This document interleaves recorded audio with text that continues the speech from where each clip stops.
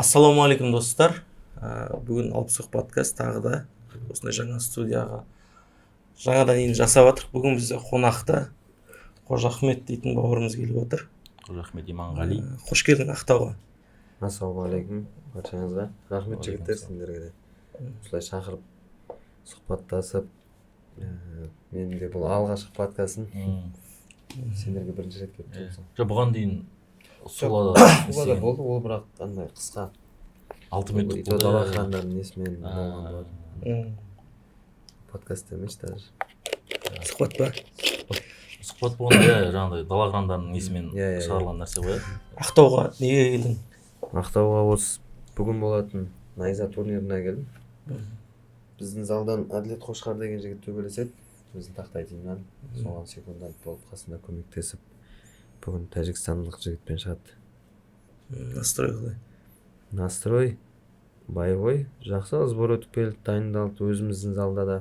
Енді бүгін барынша көрсетеді. Негізі осы қазіргі ММА жанкүйерлеріне қызық болатын, зрелищный бой бере алатын жігіт Әділет Қошқар. Алдағы уақытта да көрсетеді деп ойлаймын. Алдыңғы бойларында да нокаут болып. Жақсы ма? Жақсы, удар кісі. Тақтай тимде неше жігіт бар? Сен барсың былай. Біздің қашан құрылған нәрсе, қашан құрылған команда? Енді шыны керек, уақытын нақты қай уақытта құрылғанын білмеймін ше.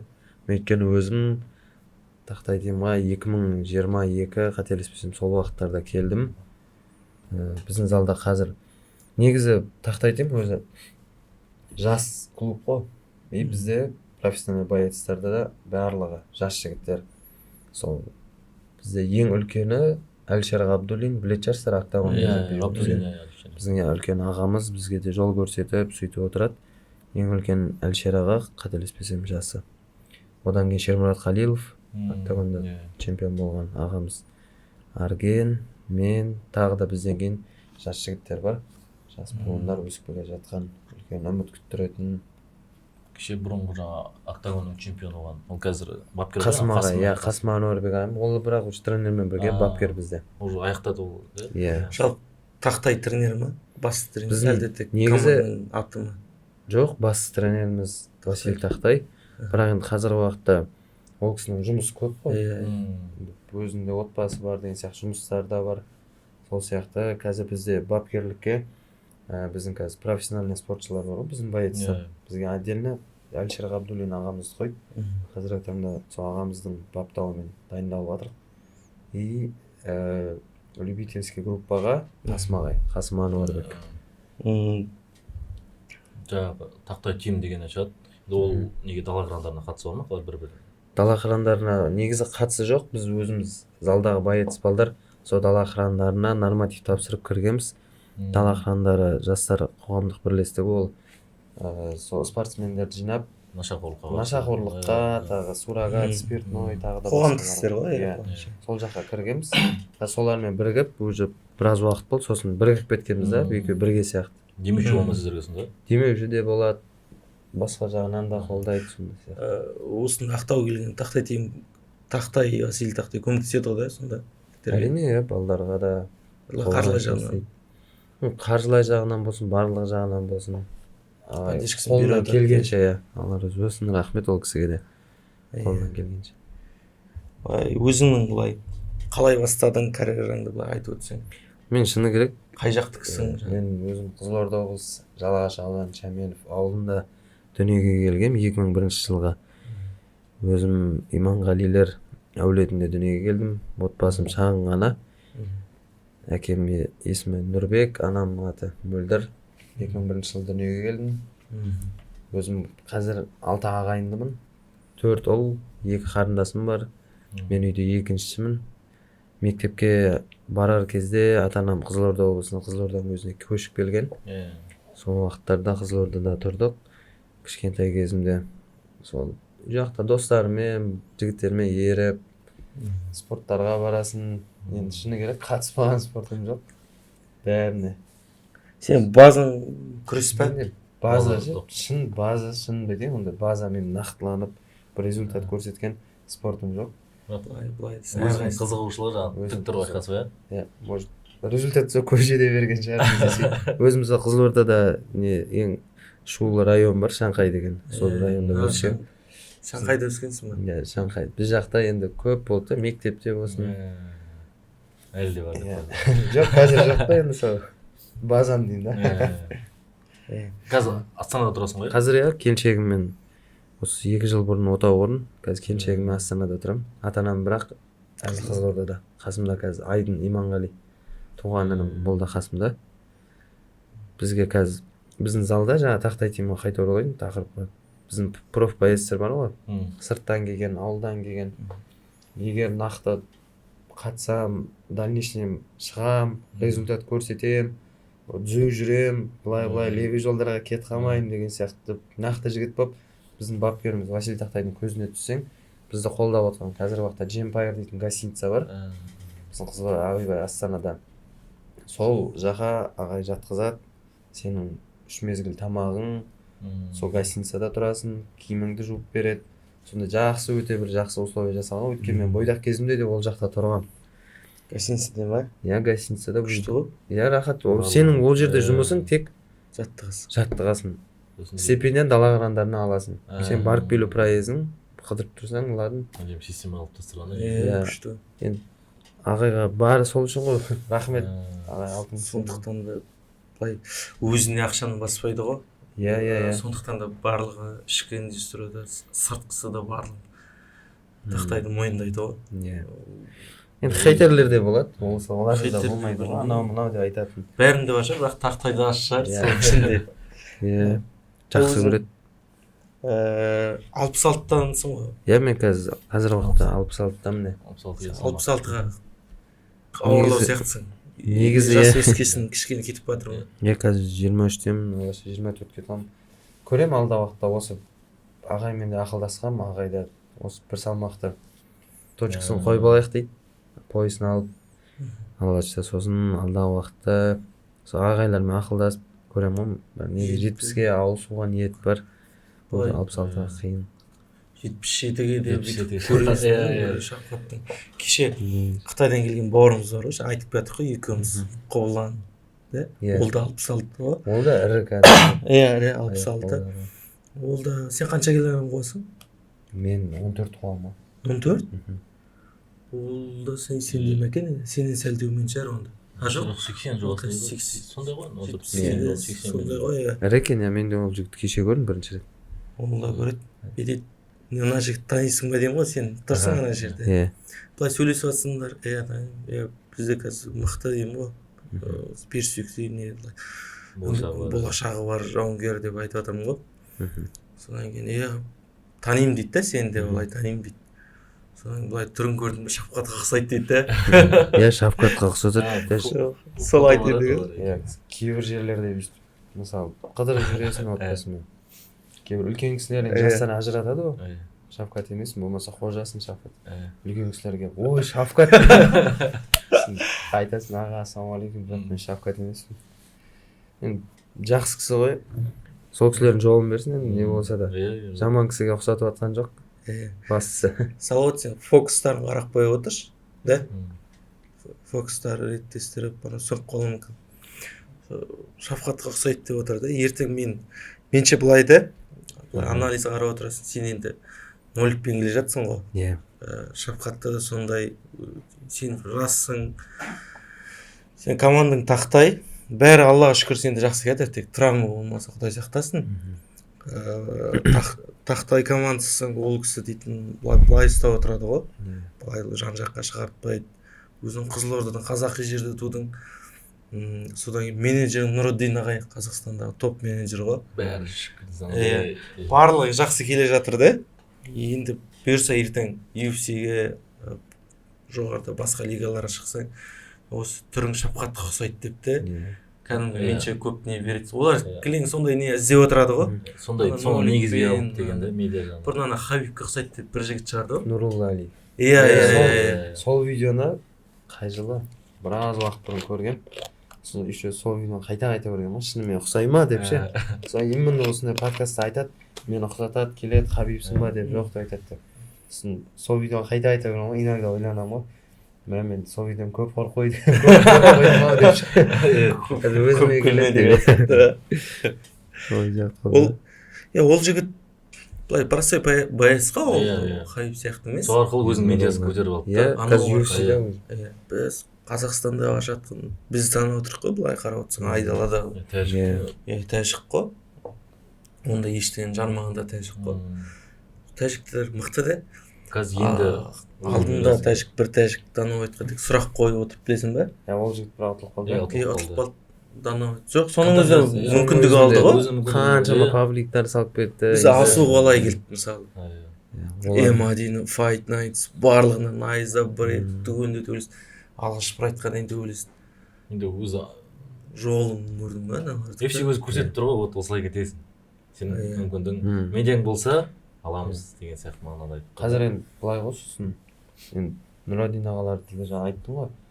Сол сияқты қазір Нұрадин ағалар не жұмыс істеп жатыр ғой. Ізденістегі кісі ғой өзі. Өсуде. Өсіп жатыр да. Бір жерде тұрған жоқ та, октагонмен мен октагон Қазақстаннан деп. Ол кісі қазір сыртқа шығып жатыр, сыртты көріп жатыр. Қалай жүру керек, баланы қалай жүргізу керек. Енді связдамын ғой қазір Нұрадин ағамен. Ол кісі де айтып отырады да. Енді өзі бір шақырғандарында осы подкасттарда айтар. Негізі қазір сол қалай бару керек жолдарын Нұрадин аға терең түсініп жатыр да. Алдағы уақытта біз болмасақ та енді бізден кейінгі нелерге оңай болады деп ойлаймын. Өйткені Нұрадин аға сияқты тағы да басқалар. Кезінде мысалы дәл сол Хабибтің өзі де мысалы рекордын қарасақ қарсыластардың көбісі 1-0, 2-0 солай жайлап келіп кімнің папасының несі ғой, андай методы да, солай әкеліп UFC-ге әкелді да. Дәл сондай методта уже UFC-де мысалы Нұрадин ағайда уже реттеп жатыр да солай. Қотқамитовта айтатын да бар ғой, сол дәл сол теманы ше, сол сияқты. Өзіңе жалпы былай кім ұнайды жауынгерлерден? Былай сырттан, ішкіден айта бер бәрі. Техника жағынан. Шыны керек ше, мен қалай ол? Бір андай нақты бір жауынгерді не істеймін деп те қатты айта алмаймын. Өзіме енді 3 боец айтайын, негізі келетін деп. Біріншісі Шавкат ағамыз осылай.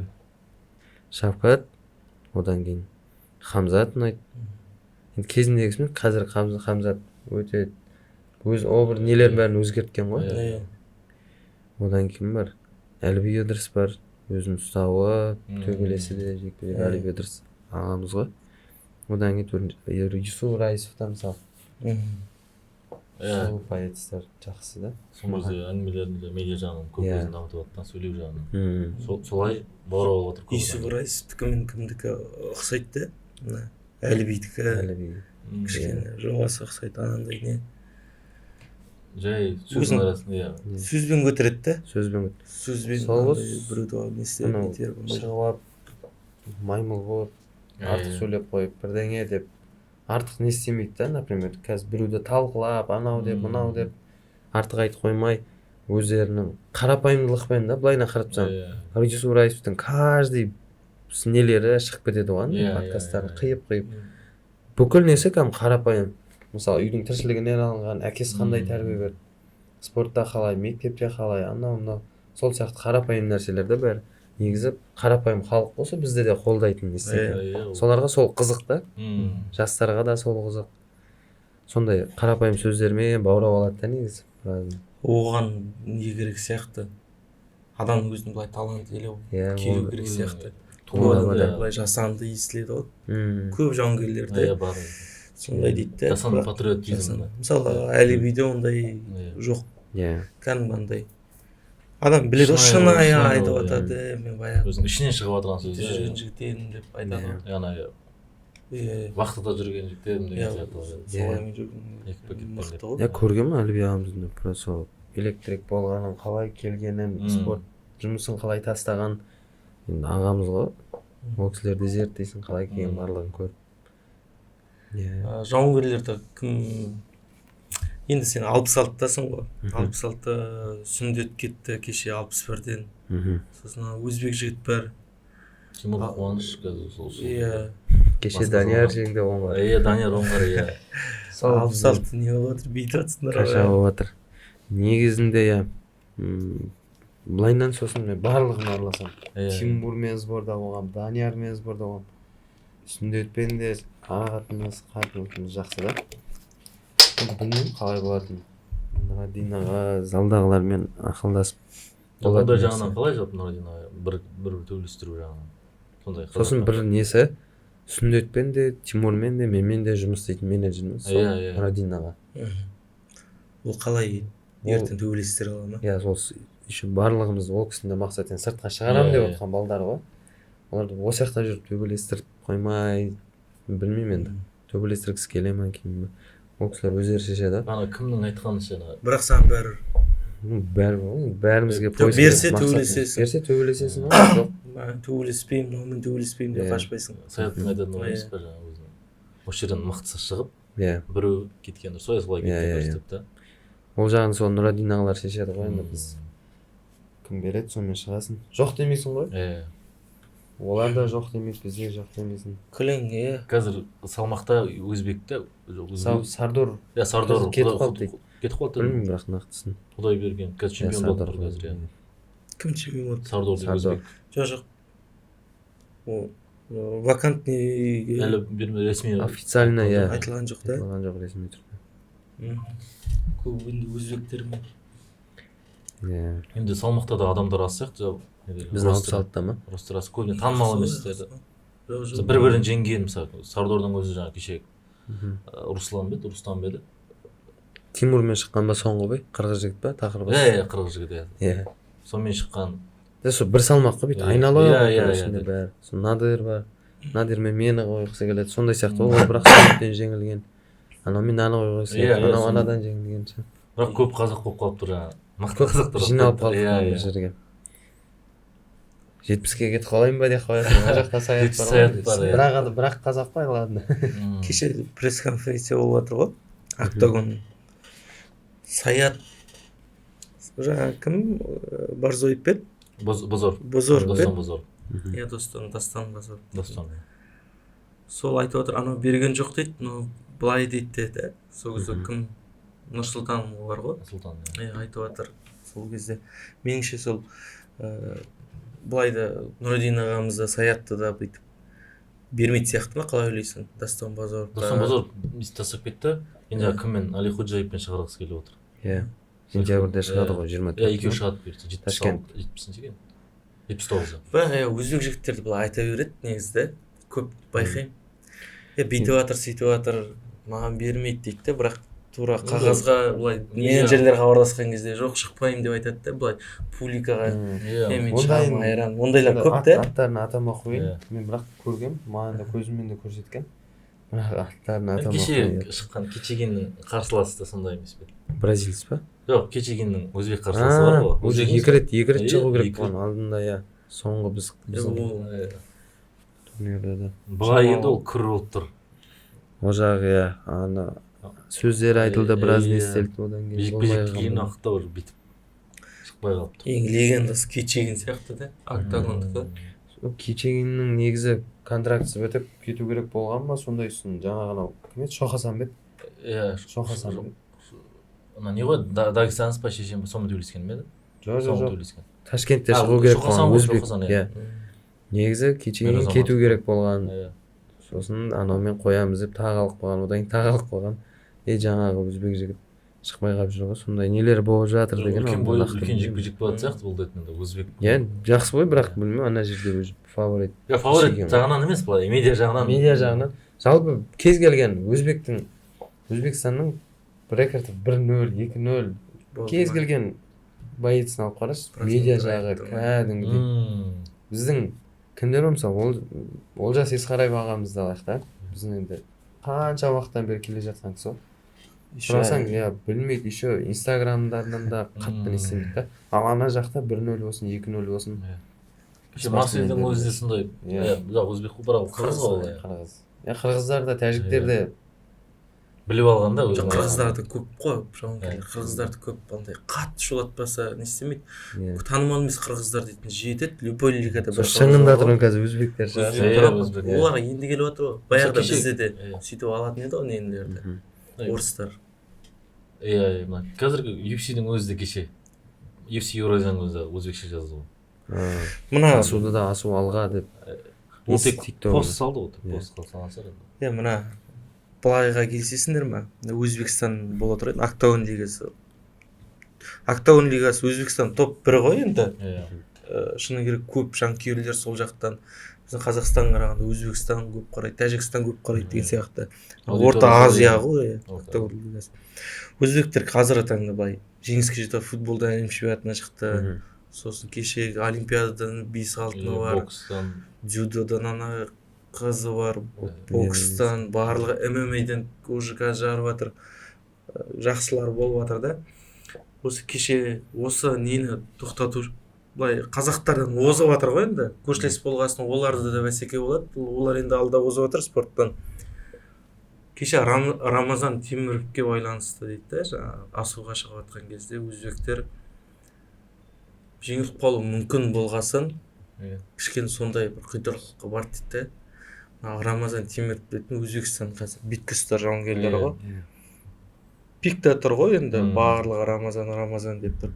енді асуда жеңіліп қалса олардың кішкене баяғы мана су сепкендей басылады деген сияқты да сол тұжырым қалай сенесіңдер ма шынымен допингке сенесіңдер ма енді асуны мысалы біз біліп отырық асу жеңетін еді дейтін асу бірақ нақтысын білмедім мен де Таиландта сборда болдым сондай менде де жара шықты деді жара шықты дәрі іштім сосын менен допинг табылды деді менде де сондай жара шыққан болатын аяғымнан білмедім ше бірінші рет болдым содан кейін мен де сол кезде таблеткалар нелер ішкем бәлкім сондай болды ма болмаса жаңағыдай сен айтқанда өйткені асу ағамыздың да уровені бөлек қой уровені бөлек ойланып кіріп ол да мүмкін ондай мынау шоу ғой енді ММА дейтін шоу ондай ондай нелер болады сияқты болып тұрады сияқты кеше асу жекпе-жектер көрдік түнде ұйықтамай асу ағамыз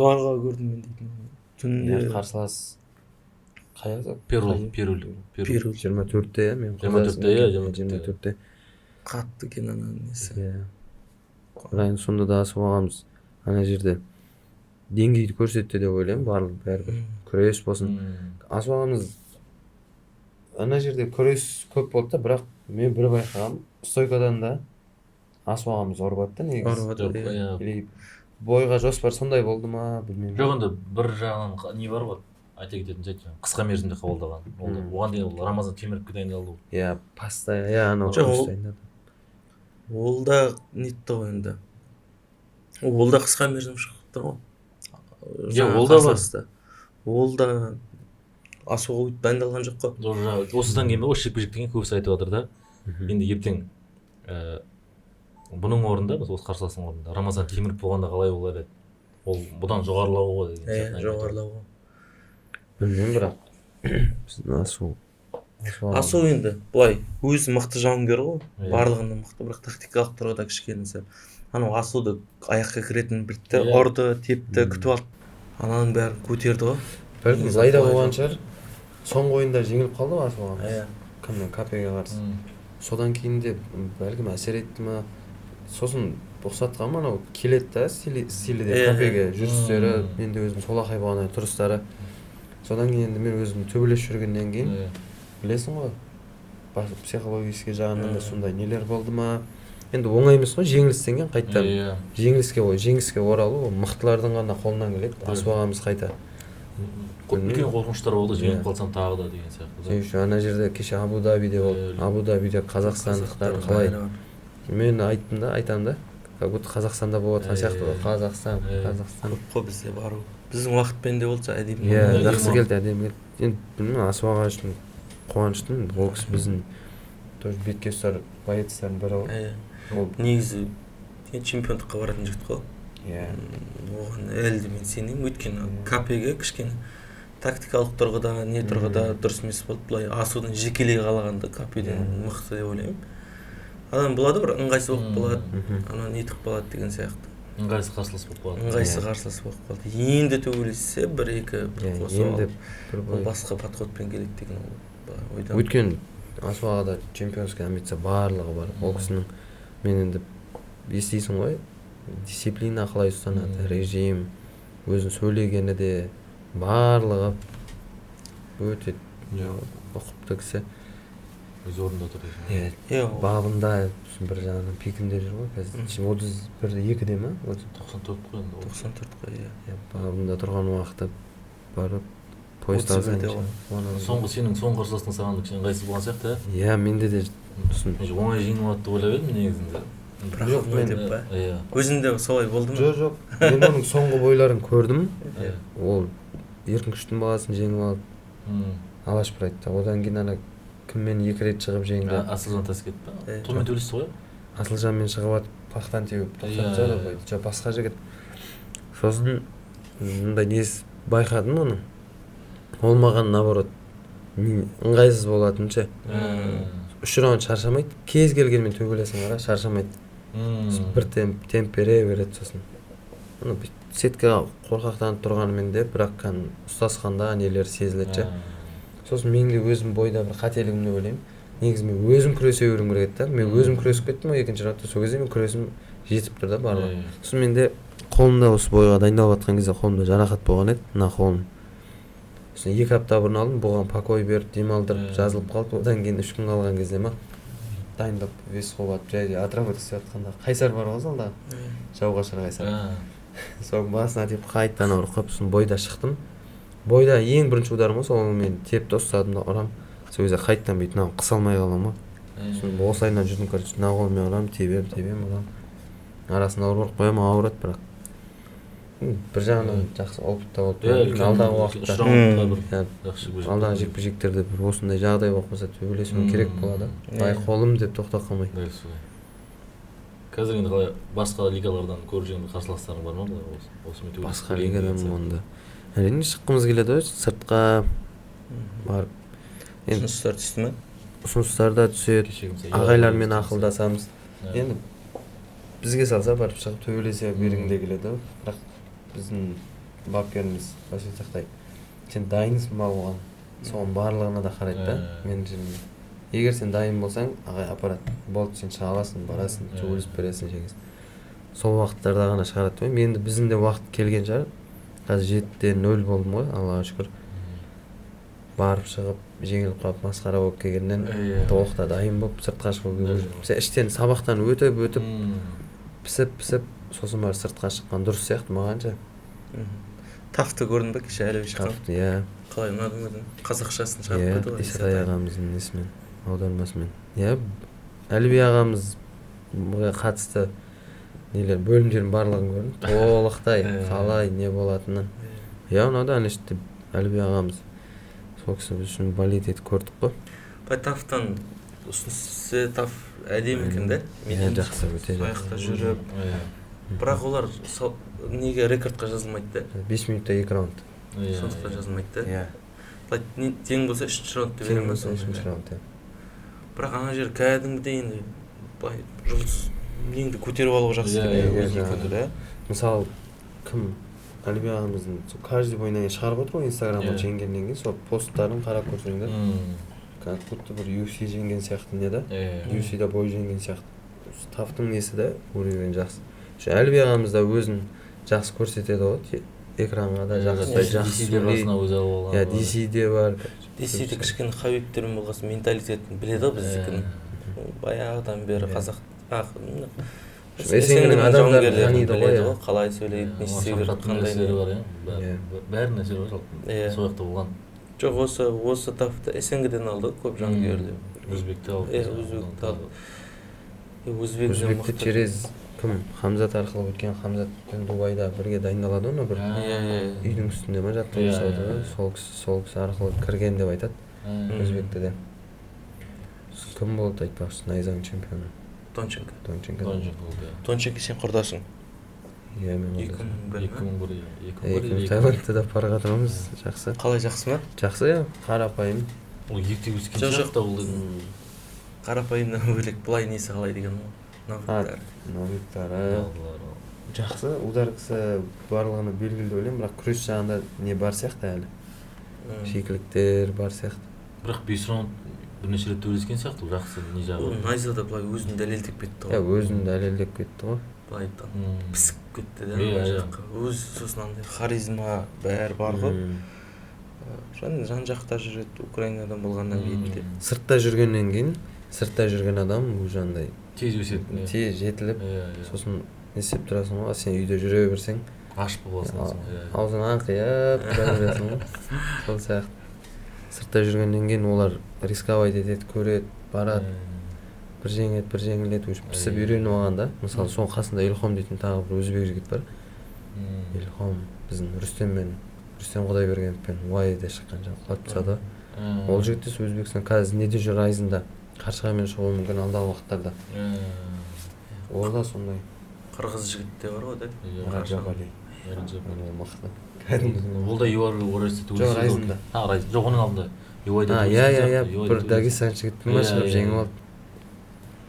Мықты жігіт.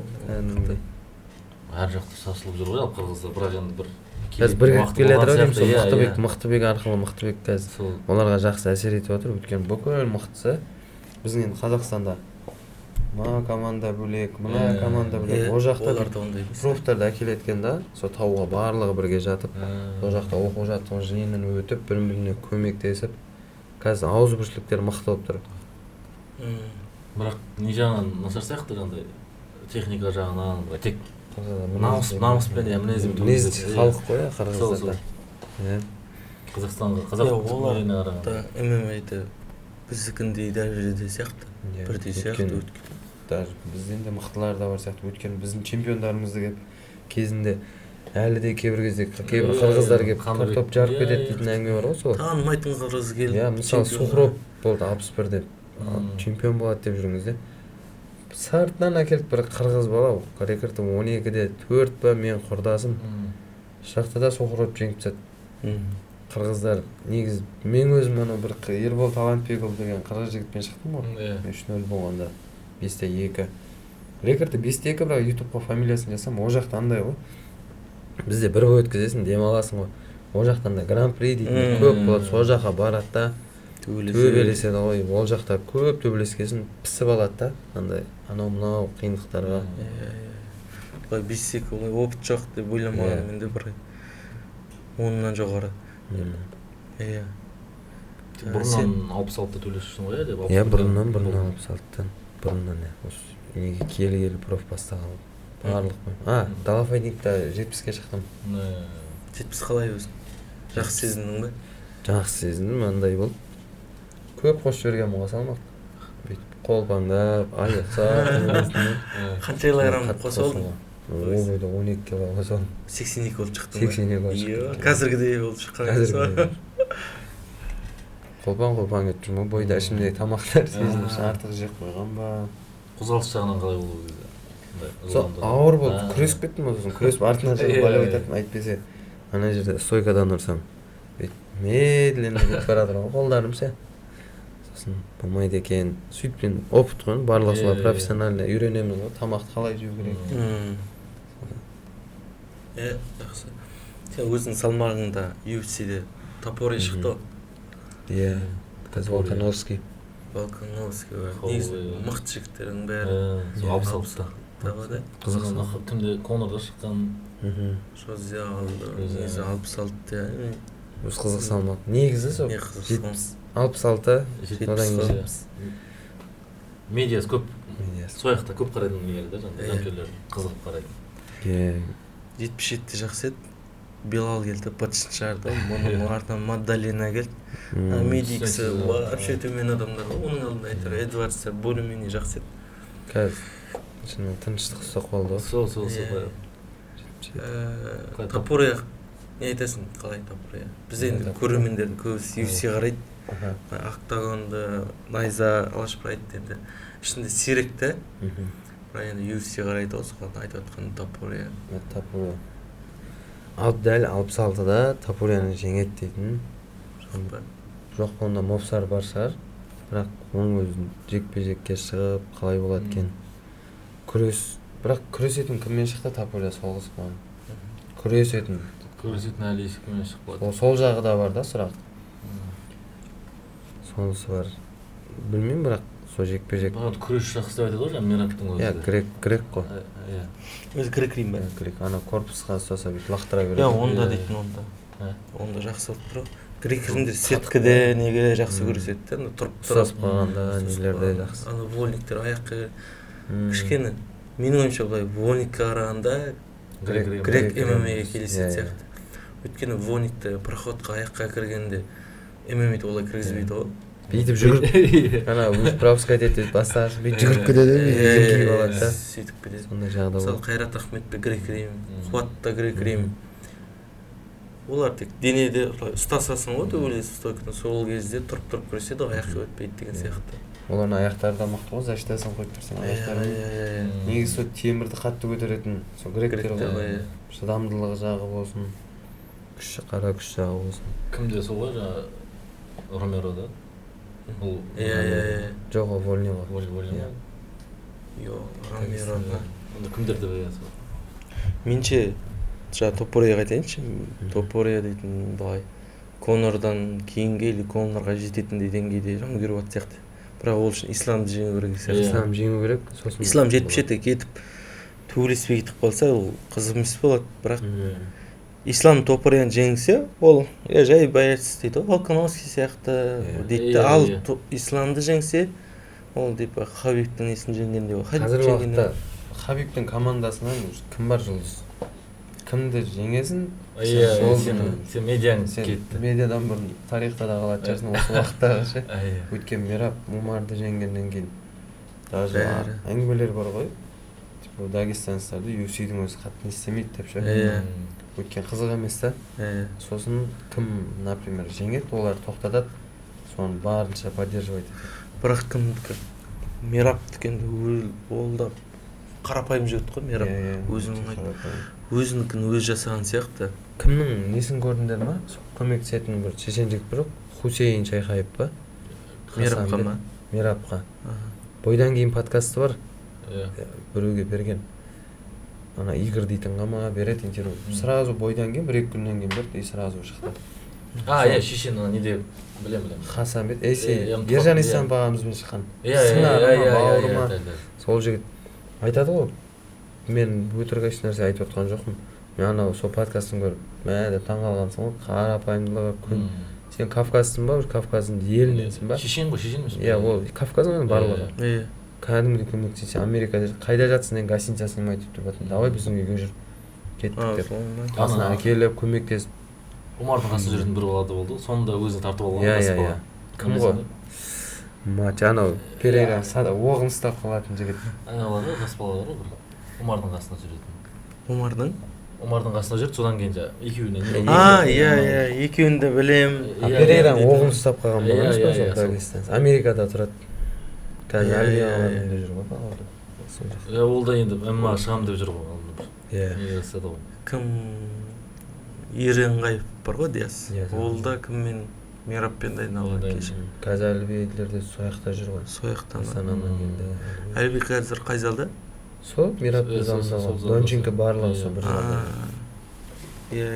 Дастан да бар ғой ол жақта. Өзіңе қалай Америкаға бару? Бір барып қайтып. Сол қазір енді алдағы жекпе-жектен кейін или соған дейін визамен де жұмыс істеу керек болып тұр. Өйткені Нұрадинаға қолға ала беріңдер дейді ғой, любой момент, мысалы жаңағыдай тап сияқты контендерс болсын. Сондай, если сен ұнатса енді бағың жанса ұшасың ғой, дайын отыру керек те. Бірақ ол жағынан сол медиа жағында көтеру керек. Медиа жағында. Медиа жағы қалай сенде? Мен медиа жағы қатты деп те төмен деп те айта алмаймын. Бір қалыпты. Стилікті тауып алсаң әдейм. Шыны керек, бірақ маған енді боец болғасын, біз енді осы спорт арқылы ақшамыз табамыз, не істейміз. Ол ақша табу үшін сен жақсы гонорар алу үшін медиаңды да көтеру керек. Сол үшін медиаң инстаграмы жүргізу керек. Сен жүргізгеннен кейін ел таниды, жұрт таниды. Моменттер болады, жүгіріп келіп сұрақтар қояды, не істейді, халық қызық қой енді. оларға жоқ кет демейсің ғой, түспе суретке деп. Бірақ өзімнің если осы жағдайым жасағаннан кейін, алла қаласа осы спортты қойып не істегеннен кейін арманым да мал шаруашылығымен айналысқым келеді. Сыртқа барып неге жоқ па вообще? Кәдімгі ешкім деп сұрамайтын, сен боецсің ба, боец емессің ба, бойға шан демейтін. Тыныштық ше. Саған тыныштығын айтты. Сол кейбіреулерді айтады, күшті емес, бір таниды, келіп түседі, поддерживать етеді, не істейді деп. Сосын жақсы ғой деймін да, оған жоқ, маған керек емес, маған жоламаңдар демейсің ғой. Бірақ мен адам ішінде әркім өзін ұнататын нәрсе, біреуге ұнайды шығар, біреуге ұнамайды шығар, бірақ маған сол тыныштығын айтты да. Отбасыңмен жүргенде де ешкіммен саған келіп боец емеспін. Бәрі бірдей емес, кейбіреулерде болады. Келіп дұрыс не істей қоймайтын ше. Қисық сұрақтар қойып қояды. Сулағында олай жасаған жоқ па? Жоқ, солай жасаған. Сулағайды. Төтесінен қоятын еді ол да тек шағар мұрт. Қойды ма? Неде? Сол нетім арақ іштің ба дейді. Сол сұрақ көп. Сондай бір қызық нелері болды. Жоқ, бұлай не істейтінді сұрақтар бар. Көбі бұлай ренжиді ау Сулаға да. Сула дейтін наш боец. Бірақ енді Сула сияқты адам керек қой. Ол дейтін бізде басқа адам жоқ, Суладан басқа. Айта алатын да сондай. Айтатын, интрига создать. Например, саған хейт айтып, ол саған медиа жағын жинап беруді мүмкін. Баяғы жалы. Қызық қой сөздері. Қызық қой. Өзі былай сырға тағы болады. Типаж ғой бәрі. Хейтер бірдеме дейтін де сол неканы айтты оған. Бізде ашығын айтады. Алдында не істедік те. Ол да айта береді Сулада анандай. Сатып алынған, қысқан, үкімет биткен деген сияқты. Бізді қолдап жатыр деген сияқты. Содан кейін кім тұрады? Сула үшін не қыл дейді? Қазақ ММА-інде сатылады дей ма, орыстарға сондай бірдеме деді ғой, білесің бе? Біз үшін қиып аламыз де. Бұлай подкастты жай найза подкасты айта салады бірдеме. Айтатын ғой, Камил Реджиевтің айтатын ғой. Тек басқа жақтан лига келеді ғой, сол кезде тек государство тек соларды не істейді, көтереді. Іштегі лиганы көтермейді, мысалы қысады деген сияқты әңгімелер болды ғой. Ол сатылады деп айтады да. Енді ол подкастты ешкім көрмейтін болғасын, былай айта береді ғой. Қиып алып бізді бас шығарамыз ба, мынандай қазақ ММА сатыла ма деп Суланың несін саламыз. Әңгімелерін салып қоямыз. Суланы бір жерде көріп қалсам айтады ғой. Мен салып жібердің ба деген сияқты. Енді былай айта салдың ғой бірдеме дейді да. Білмеймін ол жерде. Дұрыс ол. Ол дұрыс. Әркім өзінің ойын айтқан дұрыс, ешкімге қақпақ бола алмайсың. Дәл солай. Бізде солай болу керек сияқты. Біз өзі жетті көнел өзім мен байқаймын, қарапайым ауылдың баласы деп айтпай ақ қояйын, барлығы да солай ғой. Ауылдан шыққан ғой. Бірақ кейбіреулерден байқаймын, 2-2, 1-0 дейтін бір жауынгерлер бар да. Аяғы жерге тимей тұратын жауынгерлер бар. Көп байқайсың ба сонда жас балдардан? Болады. Мен өзімде нелерде болған, таныстарда болған. Мен сен оған барып айта алмайсың ғой. Қой деп па. Сен что-то звезда ұстап кеттің деп, не істеп кеттің деп. Бізде де болады шығар кейбір кезде, адам болғасын болады. Бірақ кейбір жігіттер болады. Мен енді қазір бір үлкен лига бар, төбелескен адам ұқсап әңгіме айтып отқан сияқты оқып қалмайын. Жоқ, көзіммен көрген нәрсемді айтайын да. Болды жігіттер кәдімгідей бек үш бой жеңгеннен кейін әңгімесі өзгерді дей ма қалай? Саған деген отношениесі бұрынғыдай болмайды. Ел там жер тани бастағаннан кейін. Сосын Аллах тағала әділ ғой, кез келген момент орнына қоя салады. Мен сол үшін деп қазір артымнан өзімнің жақын інілерім болса, Айдын Иманғали туған, Жалға Шарғайсар, ол да бауырымдай болып кеткен. Сосын тағы балдар бар. Біздің залдағы өзіміздің ағаларымыз да біздің, Әлшер ағалар болсын. Ондай не көрсетпейді да біз.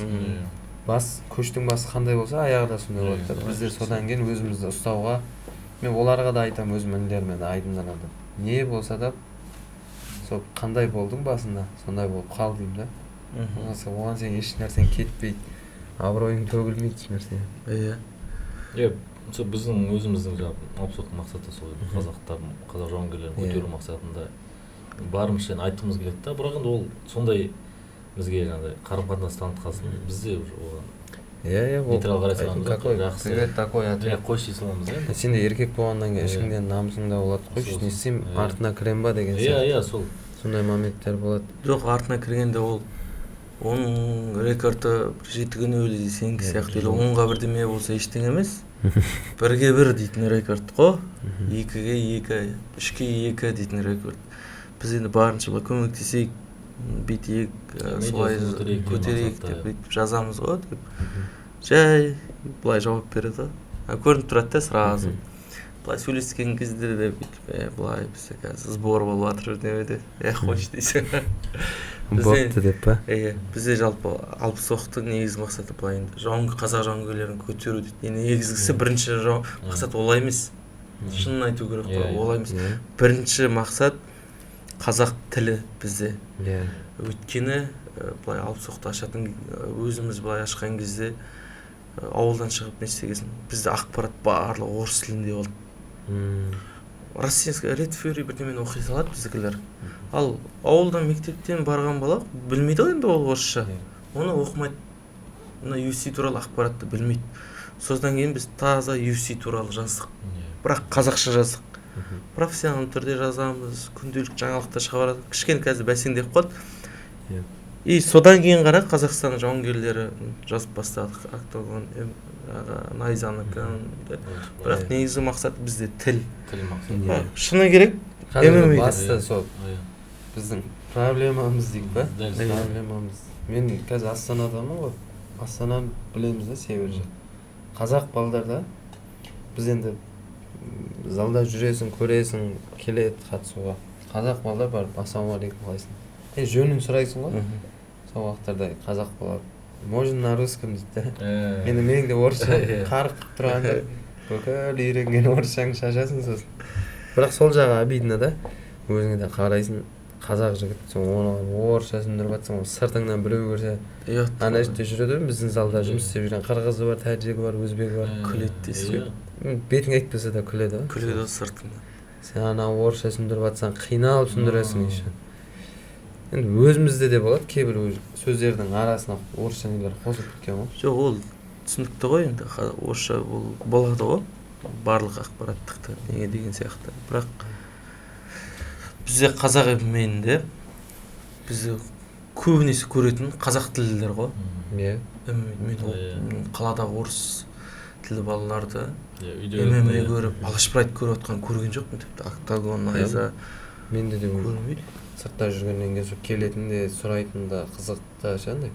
Жас балдар болсынша қазақ жігіттері бәрі бір орыс бала келіп саған сен боец емессің ба қожа деген болған және Шафкат. Жоқ, Шафкат ол түсінікті ол. Шафкат бөлек. Әлемдік деңгейдегі қазақ өзіміздің ішіміздегілерді көретін сол қазақ жастары, жігіттері, ағаларымыз. Қазір бүгін Найза болады да мысалы. Найза болады. Орысша, қазақша екі тілде жүргізеді. Ол енді бұлай өзінің саясаты әртүрлі ғой, ештеңе демейміз. Бірақ ана жерде отырған бір орыс қолын таппайсың қазір. Мен аренаға бар, барлық қазақ. Шымкентің бар, Алматың бар, Қызылордаң бар. Стильдесі Қызылорда. Астанада баратында орыс қолды адамдар, қазақтар, орыстар или барады деп ойламаймын мен. Қазақтар дала файтингке кеше студент балдар, нелер. Солай сияқты. Сондықтан бізде қазақ тілге де былай жұмыс істеу керек те. Көбінесе. Енді Октагонда да солай алдында 2 комментатор болды ғой. Орыс болады. Ол 2 орыс тілінде болып кетті. Бір карт па солайынан өтті, содан кейін халық көтеріліп кетті да. Қайтадан қазақша орысша ауыстырып жүрді. Бізде жаздық сөз жерде Октагон орыс тіліне кетті деп те. Сол кезде ол түсінем. Олар Өзбекстан, Тәжікстанды қамтыған кезде солай алынады деген сияқты да. Бірақ ішкі нарық бізде оны мойындау керек. Факт ол қазақтар ғой, ауылдың адамдар ғой. Өзбектерде жазып кетті осы комментарийде. Қазақша айта бермеш бізге, қазақша оңай өзбекше жағында. Өйткені мен Ташкентте болдым. Бір сөздеріне біз сияқтыша орысша қосып сөйлемейді ғой. Қандай нелерде де, жарнамаларда да бізде де. реклама, жарнама да сода қазақша орысшасын жазып қойды, оларда ондай жоқ та өзі. Біздің алдында Исатай ағамыздың историясынан көріп қалдым. Иә, бір газонды ма, иә, андай типа не жүріп жатыр, басуға болмайды деген сияқты не қойып қойған ғой жерге. Соған анаған не жазғанын мен де түсінбедім, қазақша өссем де ше. Иә. Тікелей аударып жіберген ба шака. Иә, Ана енді кейбір жерлерде де тұрады, автобустарда, андай кейбір андай магазиндарға барсаң бүйтіп ілініп қазақша жазылып тұрады ғой. Мән мағынасы жоқ, кім жазып берген, Гуглдан перевод табамын. Кеше балғынды күтіп алдық қой. Аэропортта жаңағы Қытайда қазақ бар. Ертең Нұрбекпен шығады бүгін. Сол келді. Қасында Қобылан дейтін жігіт, ол кішкене андай балғын сияқты жуас емес. Дерске айта салады бірдеме де. Қобылан келді. Бір қазақ бала қазақша ақпарат берді, орысша да араластырып қояды. Оны болды, қадалады, кішкене орысша. Бір сөз қоссаң ау дейді ғой саған. Содан кейін тұрды. Жаңағы паспорт берді қонақ үйде. Бір қазақ бала келді, пысықсынып жаңағыдай анаған үйретіп жатыр да, ана жерде тұрған. Келді, орысша айтып жатыр да, паспортыңды бер, бірдеме деді. Кім тұрды? Қобылан тұрды. Қарап, қазақша сөйлеш маған деді. Анау дейді, қазақша сөйлеп кәдімгіше кешіріңіз бірдеме де. Түсіп қойды, енді істесең не істеймін деген сияқты. Негізі бір челлендж ба, бірдеңе шығару керек сияқты сөйлегенде де. Иә, ол да бар. Кім Нұридин айтатын бар ғой, жұмсақ күш дейді. Иә. Сол ең дұрысы да, аз-аздан үзіксіз жайлы білдіртпейді. Андай контент қазақша жүргізіп агрессивті жоқ қой. Агрессивті қоянбайды, ту сияқты шығару керек та. Солай. Қазір меніңше бұрынғы қарағанда қазір жақсы. Сол тіл бұрын не болатын еді, сен қазақша білмесең естімейтін. Қазір керісінше кек қазақ жігіттер нелерше ұялады кәдімгі ішімен саған мен қазақша. Кейбір кезде анау залда балдар болады енді біздің сол жақта өскен кейбір сөздер бар. Біз өзімізде түсінбейтін қазақша сөздер бар ғой. Машинаға отқанда сен күй табақ қойшы десең, бетіңе қарап тұрады. Күй табақ деп отырады сосын. Магнитофон ойлап қойсайшы десең, деп. Сол сияқты сондай қызықтар да болады. Ол бірақ сол спорттың бір жағынан пайдасы сол екен да. Талпынады спортта результат көрсетуге емес, қазақша сөйлеуге ұялып намыстанып ше. Мына жерде жаңағы Қуат Наймандікін айтып кете аласың өзің. Қайсы? Негізгісі енді спортқа келгенде әркім өзінің енді. Мысалы Мұхаммед Алидің несі бар, историясы бар. Өзінің мысалы қара адамдарды миссиясы бар дейсің. Миссиясы да өзінің. Сол сияқты мысалы кез келген тұлғаға қойды, спорт тұлға алып соңына жеткен уақытта әркім өзінің миссиясы болу керек деп ойлаймын да мысалы. Мысалы сен өзің өз кезегіңде мысалы қазақсың, қазақ тілін көтеру деген мақсатта мысалы қазақты көтеру, ар жағында қазақты көтеру ғой. Мен шыны керек сол комментарийлерда оқисың ғой. TikTok болсын, Instagram болсын. Сол комментарийлер жазатындар да молодец, жарайсың, қазақ қарапайым жігіт, дұрыс осылай қазақша сөйлеңдер. Халықтың анестен. Если біреу шығып, бір қазақ жігіт шығып, менің өзім қазір бір орысша интервью берейінші, кішкене сөз қосып. Сен бітті ғой. Көмектесең. Тастайды ғой комментарийда. Неге өйткені ол былай сияқты, мен де ауылдан Алматыға барып баяғыда оқыдым ғой. Универдің бәрі орысша сөйлейтін болды. Олар біздікілер просто қорлықты көрді ғой. Қазақ тілі шындығы керек, қорлықты, барлық неде көрді. Неге агрессивті болады, бірдеме деп айтады. Жоқ, именно тіл жөнінен бар ғой. Қорлықты кәдімгі не ұятты көрді, сондықтан ол агрессивті шығады. Ал оны орыс тілді, екі тілде сөйлеп жүргендер неге агрессивті болады, неге ол ашуланады дейді.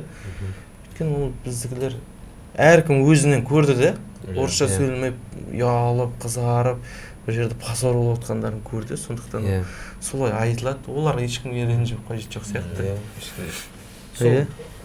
Енді білеміз ғой. Тарихты ашық, қазір Қазбалатта отырған білімімізде қатты жетпейді.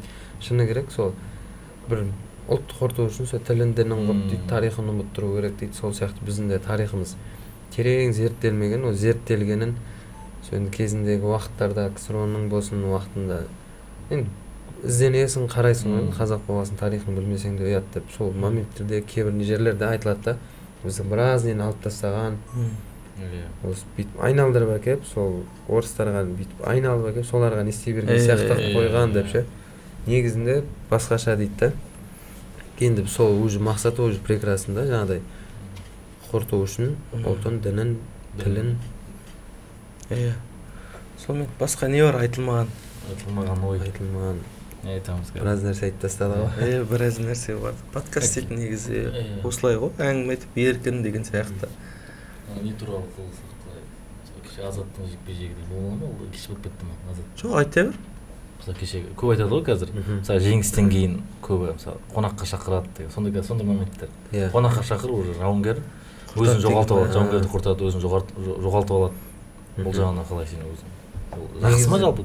Енді негізінде мен сол неге не жақсы қараймын. Шынымен негізі мен өзім Қызылордалықпын ғой. Қызылордада мен ағайын туыс тамырым барлығы Қызылордада да. Мен Қызылордаға барсам, шыны керек тренировка вообще істей алмай қалдым. Мен ана үй шақырады, ағайын туыс бармасаң ұят. Звездадан бөлек үйде әкеміз отырады ғой. Бар әкеңнің ағаңмен амандасып кете алмадың ба деп. Сол үшін мен былайын Астана, көбінесе Астанада болуға тырысамын да. Өйткені Қызылордада боласың. Қазір Астананың өзінде енді жайылып жатыр ғой, жаймен туыс болсын, басқа болсын, байланыстар көп. Астананың өзінде кейбір уақыттар болады, жаттығуға кедергі жасайтын, шақырып қалатын, бармасаң ұят деген сияқты. Қиын дейсің. Қиын. Сол үшін бойға саған бой бере ма? Мысалы Хабиб кімдер бала шағасын тастап 6 айлап, 5 айлап кетіп қалады. Негізі сол дұрыс. Сен кеттің, сенің толық фокусың сол бойға болады, настройың бар ма? Негізі сол дұрыс. Келіп бір 2 апта демалып, сосын қайтадан жұмысыңа оралу керек қой. Сен болады дейсің. барлық сол дисциплинаға байланысты. Жауынгердің өзін ұстауы да. Дисциплина. Оған дейін ар жағында жаңа шыққан. Сен де қайтада Астанада тұрып кішкентай абырой болып тұрген ғой. Егер Қызылорда дайын болатын болсаң, сен онда қиын ғой. Қызылорда шағын ғана, ол жақта енді спарринг партнерлар да аз, менен сол жақтан зал бар ма жоқ па? Иә, мен ол жақта алғашқы бапкерлерім Ербол Байназаров, Тұрсынов, Бексұлтан ағайларым. Сол жақтан енді осы профессионалға дебют жасадым алғаш проектта. Сол уақыттан сол кісілерге айттым, өскім келеді, шыққым келеді әрі қарай деп. Өйткені біздің Қызылордада ешкім жоқ, проф боецтер да аз ғой біздің Қызылордадан. Ол әсер етеді ғой. 3-4 уақыт шығар, сол айтқан кезде 2 уақыт. Содан кейін деді. Сосын тренерге жаздым, Василий Тақтайға. Барсам бола ма деп келді. Сосын сол уақыттан бері ауысып келдім Астанаға. Жақсы Тақтай дейтін де. Не ғой? Бір үйден 2 ММА шыққан қалай? Негіз өзіме де өзім шыққан оңайда, өзім туған інің бауырым екеуміздің бойымызда бір қан жүгіріп жатқан. Оған ол шыққаннан өзім шыққан оңай ма? Ол шығып кете ма? Жарылып кете жаздаймын ғой. Бойға шығатын кезде қасында жүресің, жалпақтап, уайымдап, сосын тоқтайды да айтады. Аға қойшы дейді. Мен ғой төбелесетін, сен емес. Не сен жанып жүрсің, уайымдамашы. Қашығам, жеңем, болды, қайтамын сосын. Уайымдап десем бой біткенше. Ол да мен шыққанда сонда болды, бірақ мен інім маған қарағанда салқын қандылау да. Шығып атсам да шапыр болмай ма? Мен қобалжып, уайымдап, не айтып атқанымды өзім түсінбей қаламын. Енді бауырың боласың ғой. Қиын, ең қиын сол ма? Қиын. Өйткені артынан еріп келе жатыр. Сен кішкентайыңнан көріп өскен інің шығып біреуден жеңіліп атса да батады ғой жаныңа. Бауырың одноклубнигің болса да жаныңа батады. Шафқатта сондай да. Шафқат кеше асуға тайқайлап көрдің бе? Қайсарлар төбелессе мен кәдімгідей қобалжып кетемін. Олар жеңсе жылағым кеп. Шыны керек, көзімнен бір жас шығады ғой. Қайсарда мен анау қырғыз жігітпен шығып қиын бой болды ғой, 3-ші раундта пешіне отырғыздым. Сол кезде көзін сүрт саған ғой, мен жеңіліп қалама деп қорқып кеткен ғой, мен жеңгенде қуанып кеткен да жылап жүрген. Енді кез келген жігітке сондай тілейсің ғой, сондай дос, бауыр, сенің жеңгеніңе де жеңілсіңе де қуанып, шын қуанатын. Қазір ондай шыны керек табу аз ғой сен. Бір командаласың, жақын досым деп жүрген, білмейсің ішінде не жатқан. Сен іштей жауың ба, сырттай жақын болғанмен. Қазір ондай дос, бауырды да табу қиын заман. қиын заман болып кетті ғой шынымен. Сонымен болды. Қалай Ақтау өзіңе бірінші ретсің ғой? Иә, Ақтауға Бірінші рет па? Каспийға түстім кеше. Бірақ Иә, қиналғанда құлап алғаным бар енді десе. Иә. Ұнады ма Ақтау? Ақтау иә жақсы. Ұнады. Бұрын Найзаға келіп жүрмедің? Қарағандыда болған турнирде осы жігітке секундант болып барғам. Енді екінші рет келіп отырмын осы Найзаға. Иә, сонымен Осымен болды. Аяқтайық. Рахмет саған да. Уақыт бөліп біздерге. Артық сөйлеп қойсам, халқым айып етті. Төреғалидың несісің ғой, жерлесісің ғой. Бір әнші аралайық. Шықпайын ба әлі? Сау бол, рахмет. Болды, сөндіре берді. Неше минут болды? Бір сағат. Бір сағат 2 минут. Жақсы, 2 минут былай. Дұрыс сөйледім айтып. Өте жақсы. Ашылып жақсы сөйлеген сияқты. Мен не шыны керек анда? Өйткені